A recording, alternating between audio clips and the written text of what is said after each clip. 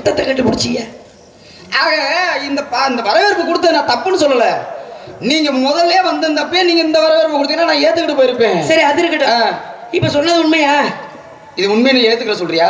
அதுவும் படிச்ச அறிவாளி படித்தவங்களா இருந்தா சரி, உண்மையா இருந்தா. ஆக நீ சொன்னது உண்மை. உண்மை இதை நான் ஏத்துக்கிறேன். அது உண்மைன்னு தான் நான் சொல்றேன். நீ சொன்னது உண்மை, அதை நான் ஏத்துக்கிறேன். உண்மை. பரவாயில்ல, கெட்டிக்கார போலதே. நீ சொன்னது உண்மை, நான் ஏத்துக்கிறேன். ஏன்னா விவரத்தை விவரமா சொன்னா அதை யாரா இருந்தாலும் ஏத்துக்கிறேன். எதிரியா இருந்தாலும் கூட உண்மையை சொன்னா ஏத்துக்கிறேன். பரவாயில்ல, நீ நல்ல விஷயத்தை தான் சொல்லியிருக்கீங்க. இருந்தாலும் கூட ஆறறிவு படிச்ச மனுஷன் ஓரறிவு சிவராசி வணங்கினா அது யாரு? அது அப்புறம் சொல்லி தெரியும் தெரியாது இல்லாட்டி கேட்டு தெரியும். காலையில சும்மா இல்ல 500 ரூபா நோட்டு 5 எத்தனை நோட்டு? 8 நோட்டா? சரி, 8 நோட்டு வாங்குறீங்க. நீங்களா கேப்பீங்க, நான் சொல்லுவேன். ஆனா நான் கேட்க கூடாதா? இப்ப ஒவ்வொரு ஆலயத்துக்கும் போறோம். ஆலயத்துக்கு போகும்போது தெய்வங்கள் பேச நிப்பாட்டணும். சரி பேசுமா. இவ்வளவு நேரம் நீங்க கேட்டுக்கிட்டே இருந்து ஐயா நீங்க தானே சொன்னீங்க. சரி கேளுங்க. நீங்க தான் ஐயா சொன்னீங்க. இன்னும் முடியலமானு. இப்ப இவர் கேட்டுக்கிட்டே இருந்தா நான் பதில சொல்லல. இப்ப நான் கேட்கணும் இல்ல. ஏன்னா மணி 4 மணி என்ன 4 ஆயிடுச்சா? 4:30 மணி ஆயிடுச்சு. சீக்கிரமா கட்டா. இப்போ ஒரு சின்ன விஷயத்தை கேட்டுக்கிறேன். ஏன்னா இது கலியுகம்.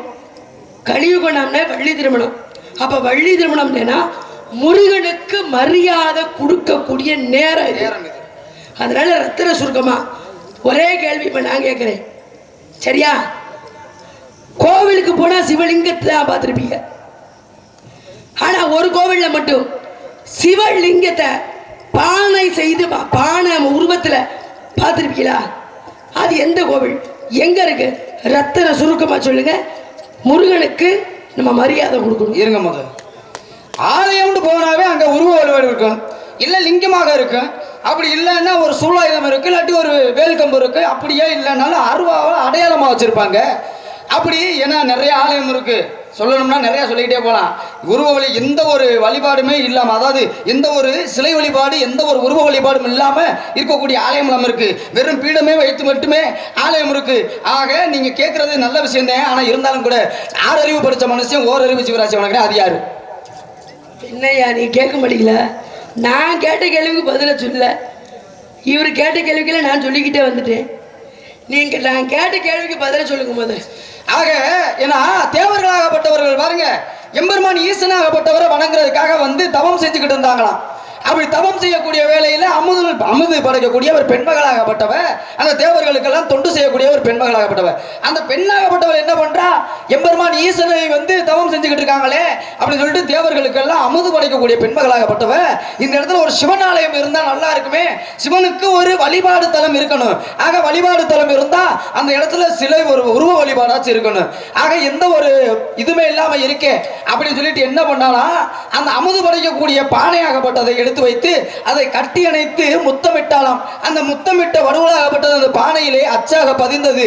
அதை அந்த பெண்மகளாகப்பட்டவ முத்தமிட்டு வடுவலாக இருந்தாலும் கூட அதிலே சிவபெருமானே நீ குடியிருப்பாயாக என சொல்லி கேட்டுக்கிட்டாலும். ஆக சிவபெருமான் இப்பேற்பட்ட தன்மையில ஒரு பெண்மகளாகப்பட்டவன், நம்மளுடைய பக்தியாகப்பட்டவ, தேவர்களுக்கே அமுது படைக்கக்கூடிய பெண்மகளாக நம்மளை ஒரு உருவ வழிபாடாக எடுக்கணுமே அப்படின்னு சொல்லிக்கிட்டு அவள் அமுது படைக்கக்கூடிய பானையாகப்பட்டதை முத்தமிட்டு வடுவலிட்டதை என்னை அங்கேயே குடியில் இருக்க சொன்னாலே அப்படின்னு சொல்லி. அந்த இடம் எங்க தெரியுமா? மதுரைக்கு அருகாமையில் உள்ள திருப்புவனேஸ்வரர் ஆலயம். அதாவது திருப்புவனம் என சொல்லக்கூடிய திருப்புவனேஸ்வரர் ஆலயத்துல தான் அமிர்தம் படைக்கக்கூடிய பெண்மகளாகப்பட்டவ அந்த இடத்துல பானையால உருவத்தை செய்து வைத்து எம்பெருமான் ஈசனை வழிபாடு செய்த இடம் அங்கதான். ஆக ஆறறிவு படைத்த மனிதன் ஓரறிவு சிவராசி வணங்க. அது வந்த காரணம் என்ன? அதெல்லாம் ஏத்துக்கவே மாட்டேன். நேரம் ஆனாலும் பரவாயில்ல. ஆறறிவு படைச்ச மனுஷன் ஓரறிவு சிவராசி வணங்க. அது எங்க நேராச்சு முருகனுக்கு தெரியும் தெரியாது. அவர் சைடுல வந்து அப்ப தெரியாது, உள்ள ஓடி போயிரு. நான் தெரியாதுன்னு சொல்றது அப்புறமே இருக்கட்டும். அதெல்லாம் முடியவே முடியாது. நீ சொல்லு. ஆறறிவு படைச்ச மனுஷன் ஓரறிவு படைச்ச சிவராசி வணங்க. அது எங்க?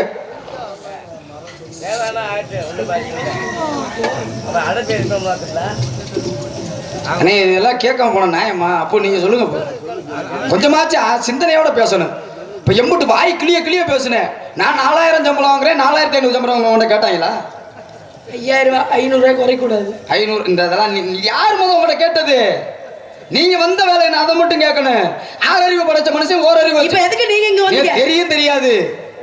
சரி நீங்க வந்தது காரணம் சொல்லுங்க. தெரியும் தெரியாது. வந்த காரணம் சொல்லுங்க. தெரியும் தெரியாது. ஐயா வந்த காரணம் நான் விடவே மாட்டேன். தெரியும் தெரியாது சொல்லி தெரியல சொல்லுது. அப்புறம் பாவம் அவ்வளவு தூரம் அவட்டி என்ன ஒண்ணு ஆமா பழகிட்டு வரட்டும், படிச்சுட்டு வரட்டும். அடுத்த தடவை வரும்பொழுது தெற்கு பத்தாமட்டில இருந்து நாரதர் வந்தாரு. அவரை சந்திக்கணும்னு தெரிஞ்சா தம்பி வந்தாப்லன்னா கொஞ்சம் பயந்து போய் நிக்கணுமேன்ற கொஞ்சம் அச்சம் இருக்கணும் மனசுல. ஆமா இருந்தாலும் கூட நான் வந்த வேலை என்ன தெரியுமா? நான் இருந்தாலும் விடவே மாட்டேன். நான் கடைசி வரைக்கும் கேட்க விட மாட்டேன். ஆக நான் வந்த காரணம் உனக்கு அற்புதமான ஒரு மாப்பிள்ளை பார்த்துட்டு வந்திருக்கேன். மாப்பிள்ளையோட பேரை சொல்றேன், முதல்ல கேட்டுக்க.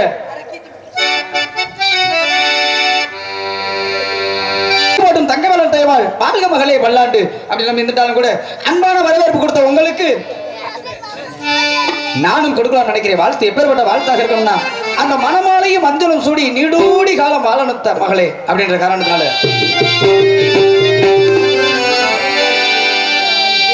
மணமாலையும் மஞ்சளும் சூடி போது கோலத்தில் நீ வரும் நேரம்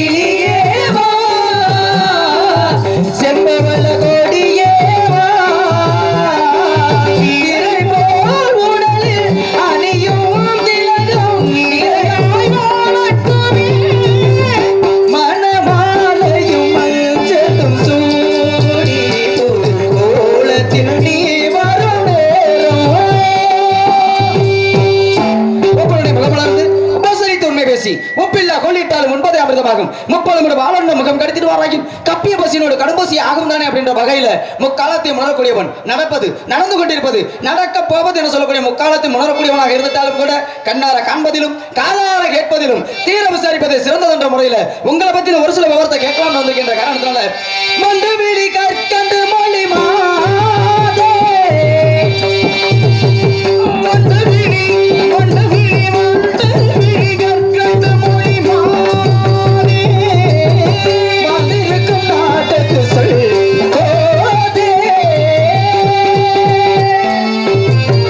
யானிலை தானுடன்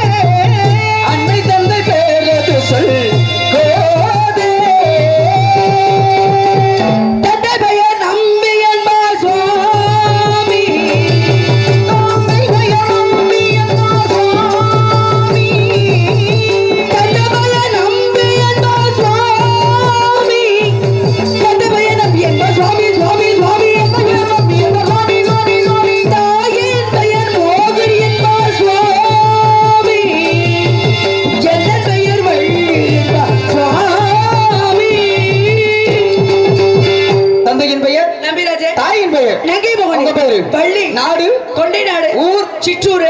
பேர் வள்ளி. ஆமா. வந்து போதல் காரணம் காவல். காவல் என்றால் ஒழுக்கம். காவல் என்றால் காவல் என்ற ஒழுக்கம் தான். காவல் என்றாலே ஒழுக்கம் தானா? உண்மை. காவல்னா ஒழுக்கமா? காவல்ல 3 இருக்கு.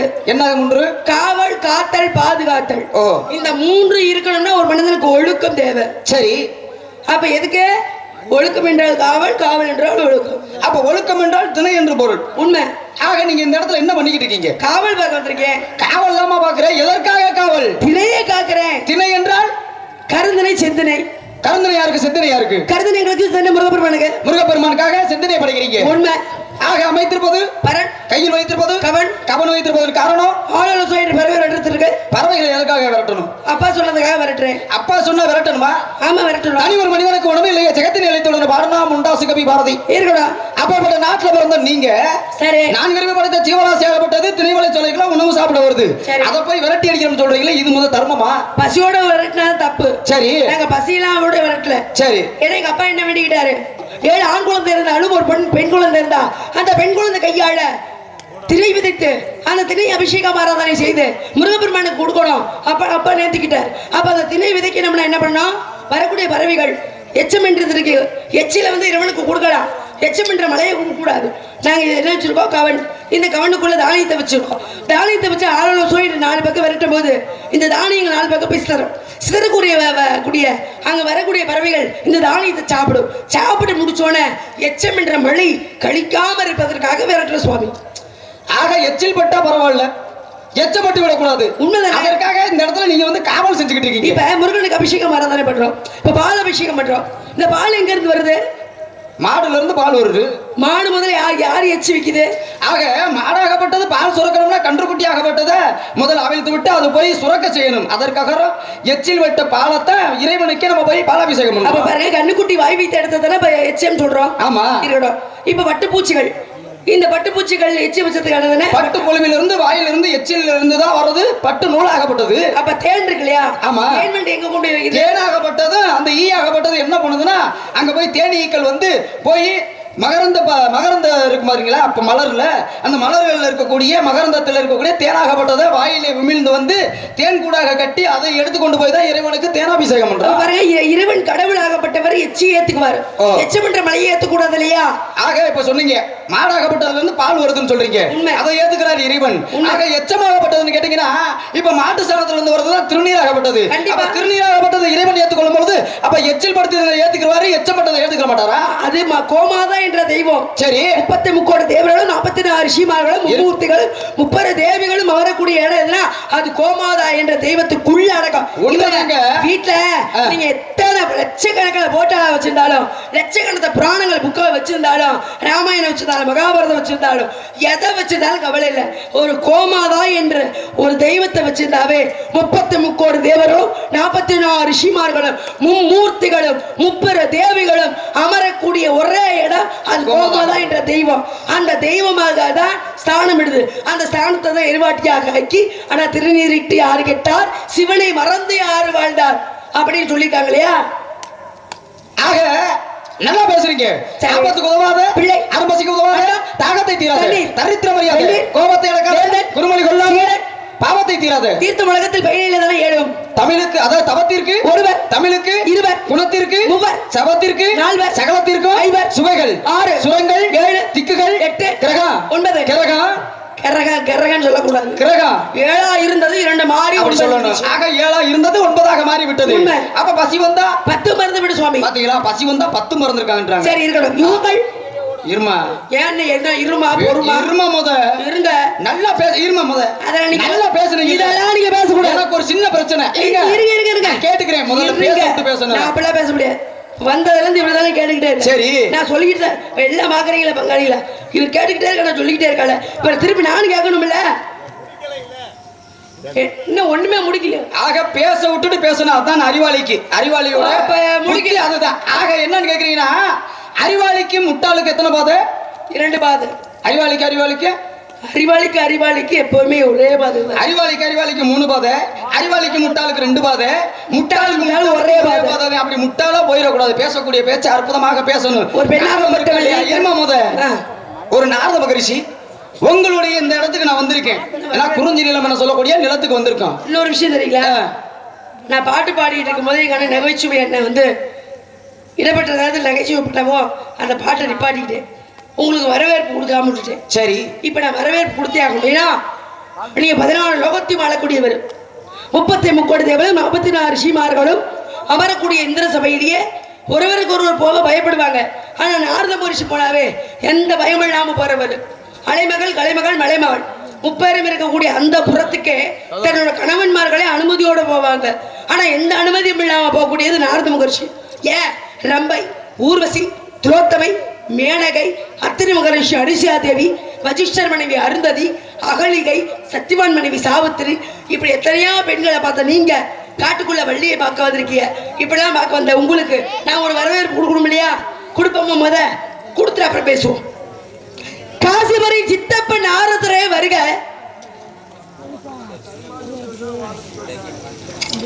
சூரியனின் பாட்ட நாரதரே வருக. யமனின் கொள்ளு பாட்ட நாரதரே வருக. அங்கதனின் பிள்ளை நாரதரே வருக. ஏன்னா எல்லாம் சொல்லுவாங்க, உலகம் மட்டும் முத்தமரை வருக, தத்துவத்தின் வித்தகரை வருக, கலைவாணின் புத்திரனே வருக, பிரம்மனின் மைந்தனே வருக அப்படின்னு. ஆனா நான் அப்படி சொல்லல. எப்படி? காசிபரி சித்தப்பனே வருக, சூரியனின் பாட்டனே வருக, யமனின் கொள்ளு பாட்டனே வருக, அங்கதனின் பிள்ளையே வருக அப்படின்னு புதுவிதமாக சந்திச்சதனால், புதுவிதமான இடத்துக்கு வந்திருக்க நாள், புதுவிதமான நாடக கலையை ரசிக்கக்கூடிய பகுதியில உட்கார்ந்திருக்க முன்னாடி நான் உங்களுக்கு புதுவிதமான ஒரு வரவேற்பு கொடுத்திருக்கேன். காட்டுக்குள்ள வாழ்ற காட்டுவாசி என்ற பள்ளிக்கூடத்துக்கு மழைக்கு கூடிய பள்ளிக்கூடத்துக்கு ஒதுங்காத பிள்ளை நான் உங்களுக்கு நான் ஒரு வரவேற்பு கொடுத்துருக்கேன் சாமி. இதுல ஏதாவது தப்பா இருந்தா என்னை கேளுங்க, நான் எனக்கு தெரிஞ்ச அளவு சொல்றேன். முதல்ல சபையறிந்து பேசு, இல்லாட்டி சமயம் அறிந்து பேசணும். இல்லைன்னு என்ன பண்ணணும், சில நேரம் பேசாம இருக்கிறதா நல்லது. நான் என்ன கேட்கிறேன்னா, நீங்க பேசுற நான் ஒண்ணுமே சொல்லுங்க, நீங்க பேசுற பேச்ச வந்து நான் குறை சொல்ல வரல. நான் என்ன சொல்றேன்னா, ஒரு நாரத மகரிஷி உங்க இடத்துக்கு வந்திருக்கேன், வரவேற்பு கொடுத்தீங்கல்ல? ஆமா. வரவேற்பு என்ன வரவேற்பு கொடுத்தீங்க? இதெல்லாம் பாருங்க, வரவேற்பு என்ன வரவேற்பு கொடுத்தீங்க? காசிபுரம் சித்தப்பனை வருக, சூரியன் பாட்டு நான் கேட்கல. ஆரம்பத்துல வரும்பொழுது என்ன வரவேற்பு கொடுத்தீங்க? பெருமைகளின் திருமுகமே வருகவே, இந்த பேது உள்ளம் தான் பணிந்தேன் பரம்பொருளை வாழ்த்தவே, பெருமைகளின் திருமுகமே வருகவே. இந்த பாட்டு தான் பண்ணீங்களா? வேற என்ன பண்ணீங்க? வேற என்ன பண்ணீங்க? அது இடம், அது பாட்டோட மெட்டு என்ன தெரியுமா? என்ன மெட்டு? நல்ல பேரை வாங்கவேன்னு பிள்ளைகளே, இந்த நாடு என்னும் தோட்டத்திலே நாளை மலரும் முல்லைகளே. ஓஹோ, ஆக உங்களுடைய வரவேற்பு முதல் சரியில்லையே. ஏன் வரவேற்பு இரும முத? ஏன் வரவேற்பு சரியில்லைன்னு சொல்றதுக்கு நீங்க ஆள் கிடையாது. நீ ஆளுன்னு கேட்கறதுக்கு பாத்தீங்களா? நல்லா கேட்கணும். ஒரு சின்ன விஷயம் சொல்றேன், என்னுடைய வரவேற்பு பெரிய விஷயமா சொல்ற அளவுக்கு நீங்க ஒரு ஆள் இல்லைன்னு சொல்ல. நான் உங்களை அப்படி சொல்லவே இல்லையே. அப்புறம் நீங்க இதுல இருந்து என்னது புரிஞ்சுக்கிட்டீங்க? சரி இருங்க, சரி நம்ம இங்க வந்திருக்கோம், இது என்ன நாடகம்? இது என்ன வள்ளி திருமண நாடகம்? இப்ப இங்க நம்ம 2 பேரும் சந்திக்கிறோம். ஆமா. தபத்துக்குன்னு சொன்னீங்க. ஆமாங்க. தபம்னா என்ன? தபம் செய்யறது யாரு? ஒரு ஆள் தான் தபம் பண்ணணும். ஆமா. தமிழுக்கு 2 பேரு. தமிழை பேசணும்னா 2 கற்றறிந்த ஞானியர் பேசணுமா? அறிவாளி பேசணும். அப்ப நம்ம 2 பேரும் பேசணும்ல. வாதி பிரதிவாதின்னு இருக்காங்க. நம்ம 2 பேரும் பேசுறதை யார் கேட்கணும்? மக்கள் கேட்கணும். மக்கள் பெரியவங்களும் இருக்காங்க, இந்த சின்ன பிள்ளைகளா இருக்காங்க. சரி, அவங்களுக்கு எடுத்துக்காட்டு தான் உங்களை சொல்லி நீங்க அந்த மாதிரி எல்லாம் இருப்பீங்க. உங்களே மாதிரி அவங்க நடத்துக்கணும் தான் நல்ல பேரை வாங்க வேணும் பிள்ளைகளே. இதுல ஏதாவது தப்பா இருக்கா? நான் பாடுறது ஏதாவது தப்புன்னு யாராவது ஒரு பெரிய மனுஷன் யாராவது ஒருத்தரை சொல்லுங்க, நான் உங்ககிட்ட மன்னிப்பு கேட்கிறேன். சரிம்மா, அதெல்லாம் இருக்கட்டும். என் வரவேற்பை பார்த்து குறை சொல்ற அளவுக்கு நீங்க பெரிய ஆளான்னு கேட்கறதுக்கு நீ என்ன ஒரு ஆளு? முதல்ல என்ன நீ என்ன ஆளுனா? நீ என்னமா முதல்ல ஒரு ஆளு? ஒரு ஆளா இருக்கவன் தான் இங்க என்னை சந்திக்க வந்திருக்கியது. ஒரு ஆளா இருக்கிறனாலதான் நீ என்னைய சுத்தி வணங்கி வந்த. என்ன நீ பெரிய ஆள் நினைச்சா உடனே சுத்தி நான் வணங்கி வந்தேன். எங்க பாருங்க, இங்க பாருங்க, சட்டம் சவுடாலாம் ஏன்ட்ட போற சவுடால பெண்மகளுக்கு பொறுமை மிக அவசியம். தப்பா பேசுனா சிறந்ததானா? நிதானம் வேணும் இருக்கேன். நான் உங்களை நிதானமா பேசு. நீ சொல்றதுக்கு நான் ஆளு கிடையாது. சரி இருக்கட்டும், நீ வச்ச ஆளு கிடையாது. நானு வச்ச ஆளோ வைக்காத ஆளோ நான் என்ன தப்பா பேசுறேன்னு நீங்க சொல்லுங்க. சும்மா என்ன தேய்ச்சி உன் சௌரியத்துக்கு நல்ல பேரை வாங்கின பிள்ளைகளா நீ என்ன நீ எனக்கு தாயா நான் உனக்கு பிள்ளையா? நான் உங்களுக்கு வரவேற்பு கொடுத்தனே அதுக்கு என்ன அர்த்தம்னு கேட்டீங்களா ஆக சிவன் சொத்து குலநாசம் இருக்காங்க.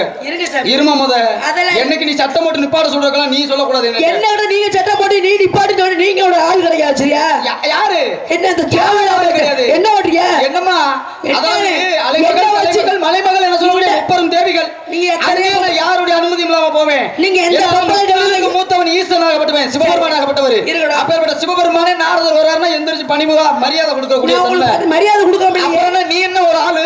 என்ன நீங்க என்ன எனக்கு என்ன ஒரு ஆளு? நான் ஏதாவது தப்பா பேசிருக்கேன். இருங்க நான் வரவேற்பு கொடுத்தேன். இந்த மறுத்து பேசுற ஆளை கண்டாவே எனக்கு பிடிக்காது. என்னை எதிர்த்து பேசுற ஆளை கண்டாவே என்ன சோத்துல குடுற வச்சு கொண்டாடுறோம். ஆண் பிள்ளை இருந்தாலும் ஆண் பிள்ளை நிப்பாட்டுமையா பேச்ச நீங்க நிப்பாட்டுங்க. இருங்க பெரிய பாக்குறீங்கல்ல நான் வரவேற்பு கொடுத்தல என்ன ஆறுது வள்ளி உனக்கு என்ன தெரியும்? நீ காட்டுக்குள்ள பாடுற காட்டுவாசி காசிபரி சித்தப்படைன்னு கூப்பிடுறீங்க. யமனின் கொள்ளுப்பாட்டையும் கூப்பிட்டு அங்கதனி பிள்ளை பிரம்மனோட பிள்ளை தானே எப்படி அங்கதான் பிள்ளை? இதெல்லாம் நீங்க கேட்டா நீங்க அறிவாளின்னு ஏத்துக்கலாம். நீ என்ன எனக்கு அறிவாளி பட்டம் கொடுக்கறது? நீங்க என்ன அறிவாளி பட்டி பேச நிப்பாடுறது? பேசி கிழிச்சு விட்டவங்க அம்பலகார பட்டம் எனக்கு நீ என்னமா கொடுக்கற? பெரிய ஒரு வள்ளல் நினைப்பு மனசுக்குள்ள போமையா அப்பையார் பேத்தி வகை அவரி அரிச்ச வேற நீங்க நிப்பாட்டு பையா கம்பர் வீட்டு பேத்தி வகை இவருக்கு அப்பருக்கு சொல்லி கிழிச்சு விடுவாங்க. வேலைய பாருமா நீ பாருங்க. ஆலயம் தொழுவது சாலவும் நன்றுண்டாங்க. ஆக ஆலயம் எதற்காக கட்டி வச்சாங்க? மன நிம்மதி வேணும். மனிதனாகப்பட்டவனுக்கு மன நிம்மதி வேணும். மனத்துல உள்ள குறைகளை போய் இறைவன்ட்ட போய் தான் சொல்லணும். ஏன்னா பக்கத்துல நல்லவங்க கெட்டவங்க 1000 பேர் இருப்பாங்க. இருந்தாலும் கூட அவங்ககிட்ட ஒரு சில விஷயத்த சொல்ல முடியும், ஒரு சில விஷயத்த சொல்ல முடியாது. ஆக இறைவனே அப்படின்னு சொல்லிட்டு இறைவன்ட்ட போய் வேண்டி நம்மளுடைய குறைகளை தீர்ப்பதற்காகத்தான் ஆலயம் அமைத்தார்கள். ஆலயம் கடவுள் பெரியவன் பக்தன், பக்தன் பெரியவனா பகவான் பெரியவனா? பக்தன் தான் பெரியவன். பக்தனா பார்த்துதானே இவர் தான் முருகன், இவர் தான் மாரியம்மன், இவர் தான் மந்தையம்மன், இவர் தான் விநாயக பெருமான் அப்படின்னு செஞ்சது யாரு? சொன்னது யாரு? மனிதன். அந்த மனிதன் எதுக்காக? மனசாட்சின்னு ஒண்ணு இருக்கணும். அந்த மனசாட்சி எதுக்கு கோவிலுக்கு போறோம்? நம்ம எந்த கெட்ட செயல் செஞ்சாலும் நம்ம போகும்போது என்ன கொண்டு போறோம்? 3 கொண்டு போவோம். என்ன அப்படின்னா அங்க இருப்பது விளக்கு. ஆனா நம்ம கொண்டு போறது எண்ணெய், திரி, தீப்பெட்டி. இந்த 3ஐயும் அப்ப இந்த விளக்குல போய் என்ன பண்ணுவோம்? எண்ணெயை ஊத்துவோம். அடுத்தது திரி என்றதை போடுவோம். 3வது தீப்பெட்டி என்ற தீயை பொருத்துவோம். அப்ப பாருங்க, கூட்டி பாருங்க, எண்ணெய், திரி, தீ 3 கூட்டுங்க. எண்ணெய் திருத்தி, எண்ணெய் திருத்தி, எண்ணெய் திருத்தி. ஆண்டவா பகவானே எனக்கு அடுத்த பிறவி எனக்கு வேண்டாம். நான் அடுத்த பிறவி வரல. நான் இறந்ததுக்கு அப்புறம் உன்னோட பாதத்தில் நான் சரணம் அடைகிறேன். எனக்கு இந்த பிறவியே போதும். எந்த மனுஷனும் கோவிலுக்கு போனா எனக்கு அடுத்த பிறவி வேணும்னு வேண்டவே மாட்டாங்க. அதுக்கு தான் தேங்காய் பழம் கொடுப்பாங்க. தேங்காய் முக்கணி பழம் என்பது பிறவி இல்லாதது. வாழைப்பழத்தில் பிறவி மறுபிறவி இருக்கா? இல்ல. அப்ப எனக்கு கடவுளே ஆண்டவா என்னோட மனசுக்குள்ள எந்த சஞ்சலமா இருக்க கூடாது. நான் நல்ல மனசோட இருக்கணும். நல்ல 4 பேருக்கு நல்லதை செய்யணும். பெத்த தாய் தகப்பனை பார்த்துக்கணும், பெத்த பிள்ளைய பார்த்துக்கணும். நான் வாழ்ற பிடிக்கும் நல்ல பேரு புகழோட வாழணும். நோய் நொடி இல்லாமல் வரணும். சொத்து வேணும், சுகம் வேணும் அப்படிலாம் வேண்ட மாட்டாங்க. நோய் நொடியில் உண்ண உணவு, உடுத்த உடை, இருக்க இடம், இந்த 3 நிரந்தரமா வாழ்க்கையில் எனக்கு கிடைச்சா போதும் கடவுளே. எண்ணெய் திருத்தி, எண்ணெய் திருத்தி, எண்ணெய் திருத்தின்னு சொல்லி போய் வணங்குவாங்க. அப்ப நான் உங்களை வணங்கி இருக்கேனா? அதே மாதிரி நீங்க ஓரறிவு மரம் செடி கொடிகளுக்கு, ஈரறிவு நீரில் வாழக்கூடிய ஜீவராசிகளுக்கு, 3 அறிவு பறவைகளுக்கு, 4 அறிவு பறவைகளுக்கு, 5 அறிவு 3 அறிவு நீர்வாழ் உனக்கு, 4 அறிவு பறவைகளுக்கு, 5 அறிவு மிருகங்களுக்கு, 6 அறிவு மனிதனுக்கு, 7ஆம் அறிவு உங்களுக்கு தேவர் ரிஷிகளுக்கு, 8ஆம் அறிவு இறைவறிவு, 7ஆம் அப்ப என்னோட ஒரு அறிவு அதிகம். அதனாலதான் நீங்க நிற்கும் போது நான் பாதரட்சி என்ற செருப்பை கீழே கலட்டி விட்டு உங்களை வடம் வந்து வணங்கி உங்களுக்கு வரவேற்பு கொடுத்தேன். இதுல என்ன குற்றம் கண்டுபிடிச்சி? மனிதனாகப்பட்டவனுக்கு 6 அறிவு சொன்னீங்க. ஏன்னா இறைவன் கொடுத்த வரமே என்ன தெரியுமா? இறைவனாகப்பட்டவன் மனிதனுக்கு கொடுக்கும் பொழுது 6 அறிவு படைச்சான். ஏன்னா பகுத்தறிவு சொல்லக்கூடிய 6ஆம் அறிவு. எதையா இருந்தாலும் பகுத்தறியக்கூடிய தன்மை மனிதனுக்கு உண்டு. ஏன்னா உலகத்திலே சிறந்த விஷயம் என்னன்னு கேட்டீங்கன்னா மனிதனாகப்பட்டவனுக்கு மட்டும்தான் சிரிக்கக்கூடிய தன்மையை கொடுத்தான். ஆக அப்படியா இருந்துட்டாலும் கூட 6 அறிவு படைச்ச மனுஷன் ஓரறிவு படைத்த ஜீவராசியை வழங்குறான். அது எங்க? 6 அறிவு படைச்சவனால மனுஷன் அவனுக்கு இல்லாத அறிவு இருக்கா? பகுத்தறியக்கூடிய தன்மை அவனுக்கு இருக்குல்ல. ஆக இருந்தாலும் கூட 6 அறிவு படைச்ச மனுஷன் ஓரறிவு படைச்ச ஒரு ஜீவராசியை வணங்குறேன். அதெல்லாம் இருக்கட்டும், நான் வரவே. அதெல்லாம் இருக்கட்டும், இதெல்லாம் இருக்கட்டும். இருமா முத வந்தமா சும்மா நீ வரவேற்பு கொடுத்த அதை கொடுத்த அந்த பஞ்சாயத்துல போக கூடாது. நான் வரவேற்பு கொடுத்தல. சரி பையன் இருக்கான், தம்பி கொஞ்சம் எந்திரிச்சு உட்கார. எந்திரா இருங்க இருங்க. இப்பாடியா உங்க அப்பா பேர் என்னப்பா? ராமச்சந்திரன். உங்க தாத்தா பேர் என்ன? சரி, உங்க பாட்ட பேர் என்ன? தெரியாது. அவரோட அப்பா பேர் என்ன? தெரியாது. நல்லா கேட்டுக்கோங்க. இப்ப இருக்க சங்கதியில, இப்ப இருக்க பிறவியில உங்க அப்பா பேர் என்னன்னா, எங்க அப்பா பேரு ராமசாமி சொல்றதுக்கே 2 நொடி. சரி, உங்க தாத்தா பேர் என்னடா? அவரு பேரு தெரியாது. அதுக்கு அவரு பேரு தெரியாது. ஆனா நான் காட்டுக்குள்ள விழுற சின்ன பிள்ளை, உங்களுக்கு நான் ஒரு வரவேற்பு கொடுத்தனே. சரி, சின்ன பிள்ளையா இருக்கியம்மா, இப்படி ஒரு வரவேற்பு கொடுத்தியே, அதுக்கு என்னமா அர்த்தம் அப்படின்னு பெரிய மனுஷனா இருந்தா நீங்க கேட்டிருக்கலாம் இல்லையா? அதை கேட்கறத விட்டுப்பட்டு நீங்க எங்கேயோ போயிட்டீங்களே. இருந்தாலும் நீங்க கேட்கலனாலும் பரவாயில்ல. மக்கள் வந்து அதான் கழுவுற மீன்ல நீங்க நல்லுற மீனா இருக்கீங்களே. நான் கேட்டது என்ன? 6 அறிவு படைத்த மனிதனாகப்பட்ட ஓரறிவு ஜீவராசியை வணங்குறியா?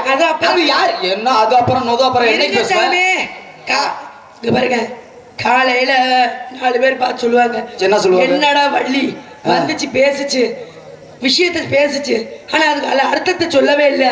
அப்ப அந்த பிள்ளைக்கு சொல்ல மட்டும் தான் தெரியுமா, அதுக்கு விஷயத்த தெரியாதா அப்படின்னு 4 பேர் என்னை காரி துப்பிடக்கூடாது.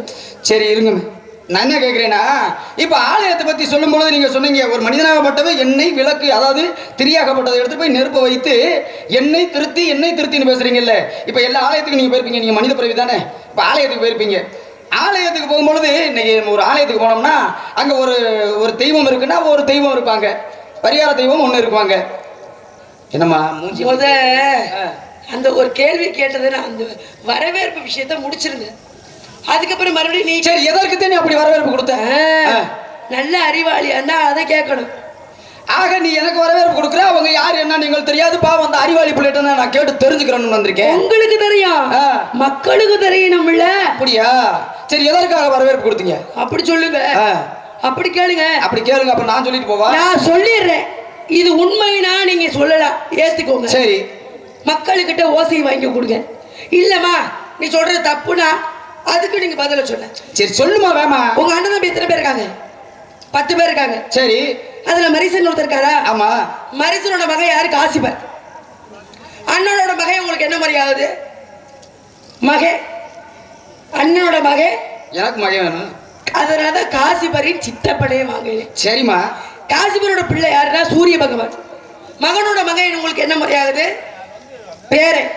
அதான் சூரியனின் பாட்டனே வருகீங்க. சூரியனோட பிள்ளை யாருன்னா யமதர்மே. சரி, மகனோட மகன் என்ன ஆகுது? கொள்ளு பேரே. அதான் யமனின் கொள்ளு பாட்டனே வருகேனே. இப்ப இந்த அங்கதனின் பிள்ளைன்னு சொன்னல, அதான் சிக்கலே. உங்க பாட்டை யாரு? மகாவிஷ்ணு. எத்தனை அவதாரம் எடுத்திருக்காரு? 10 அவதார கதாநாயகி. அதுல ராம அவதாரம் எடுத்திருக்காரா? ஆமா. ராம உங்களுக்கு பாட்டுன்னா ராமனோட தம்பி லட்சுமணே, அவரு பாட்டு தானே. ஆமா. ராமன் பிள்ளை யாரு? Eleven cushion. லட்சுமணன் பிள்ளை யாரு? அங்கதன் சந்திரகேது. அப்ப பாட்டனோட பிள்ளை யாரு? அங்கதன் சந்திரகேது. அதனாலதான் லட்சுமணனோட பிள்ளை அங்கதன் உங்களுக்கு அப்ப. அதனாலதான் அங்கதனின் பிள்ளை நாரதரே வருகைன்னு உங்க பரம்பரை சொல்லி நான் வரவேற்பு கொடுத்தேன். இதுல என்ன நல்மகளே நீ தடை சொல்லாதே, நன்மை நலம் கோடி. நல்மகளே நீ தடை சொல்லாதே, நன்மை நலம் கோடி. நன்மை நலம் கோடி. அழகர் முருகன் அழகர் மருகன் பழனி மலையாடி. புனிதன் மகளே வனிதா குகனை மனதால் சுகம் கோடி. மனதால் சுகம் கோடி. மனதால் சுகம் கோடி. அதனால அந்த கந்தன், அந்த கடம்பன், அந்த கார்த்திகேயன், அந்த முருகப்பெருமான் நாம உனக்காக பார்த்து வந்த மாப்பிள்ள காரணத்தினால அல்லப்ப கல்லும் இந்த அவஸ்தையை நீ விடுத்து அழுவர்களும் இந்த அவஸ்தையை நீ விடுத்து அவனையோ இருப்பசவை கொடுத்து சொல்லுங்க கேளமா. பொய்யான தவ வேடம் புரிந்து வந்தவரே, பொய்யான தவ வேடம் புரிந்து வந்தவரே, பூமியில் வாழ்ந்து புகழும் கைவரிசை செல்லாதுவோ. உனக்காக வேணாம் சொன்னேன் இந்த சிறப்பே இந்த தினமே ஆரம்பகனை முதல் நாயகனான தலை சொல்லும் எனக்கு பட்டு கொண்டு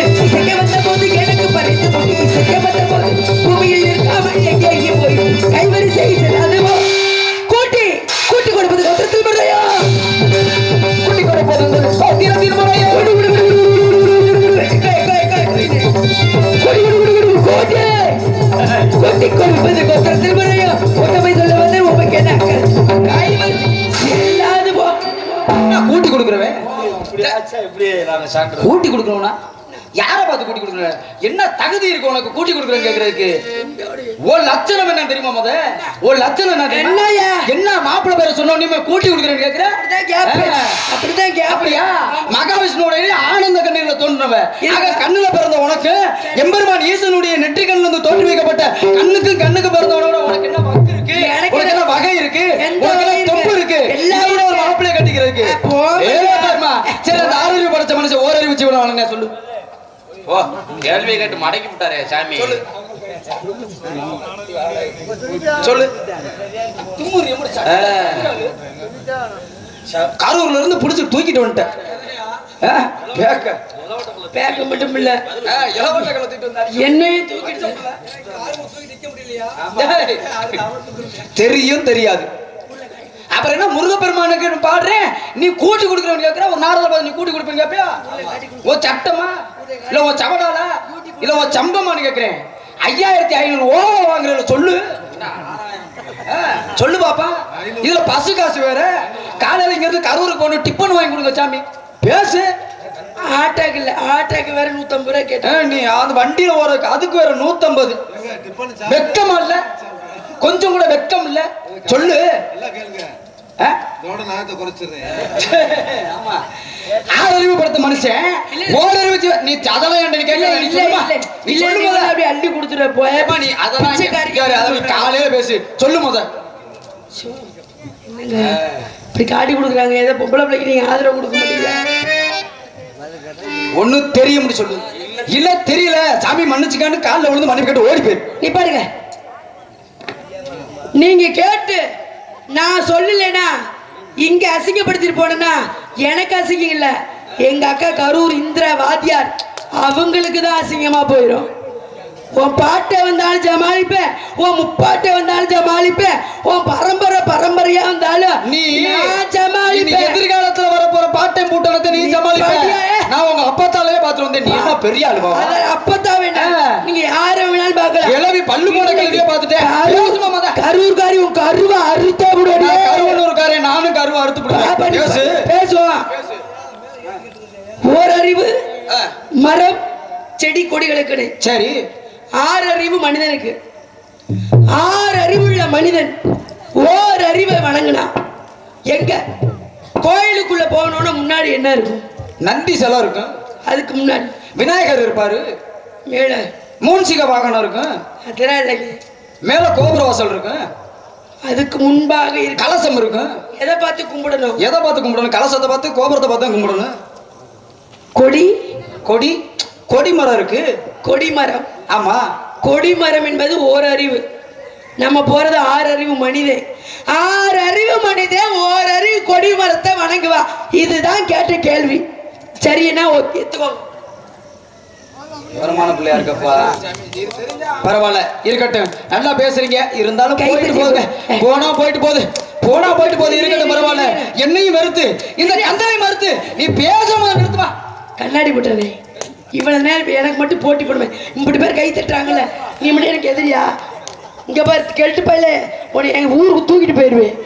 சொன்னதுக்கு ஒழுங்கா கை. ஆக என்னையும் மறுத்து அந்த கந்தனை மறுத்து பேசுற முதல் நிறுத்துன்ற காரணத்தால இன்னைக்கு காலையில சூரியாஸ்தமனத்துக்குள்ள உனக்கு அந்த முருகப்பெருமானுக்கு நிச்சயம் திருமணம் நடந்தே தீரும். இது சத்தியம், இது சத்தியம், இது சத்தியம். பைத்தியம் பைத்தியம் பைத்தியம். அந்த பைத்தியத்துக்கு வைத்தியம் பார்க்க வரேன் மச்சனே, வைத்தியநாதன். அண்ணே இருந்தாலும் இந்த புள்ள விவரத்தை சொல்லி ஒரு கை தட்டுதுங்கண்ணே. பாவம் இல்லாட்டி உள்ள வந்து அழுகு. பைத்தியத்துக்கு வைத்தியம் பார்க்க ஒருத்தர் வராரு. அவருக்கு வந்தவர் யார் தெரியுமா? கந்தபாலை. கொட்டங்குடிய சேர்ந்த கந்தபாலை. ஒரு சொட்டு குடி மருந்து இல்ல. இவர் போய் எனக்கு வைத்தியம் பார்ப்பாரா? மொகர கட்டைய பாருங்க. இருக்கட்டும். எப்படியா இந்த பொம்பளை எத்திரிக்க வாடிங்க. இனிமே ரங்கநாள் பள்ளிக்கூடம் மாதிரி படுத்துக்கிறியா? எந்திரித்தா முருக வராது. எந்திரித்தா அந்த எந்திரிக்க முருக வரப்ப அப்படி படுக்க கூடாது.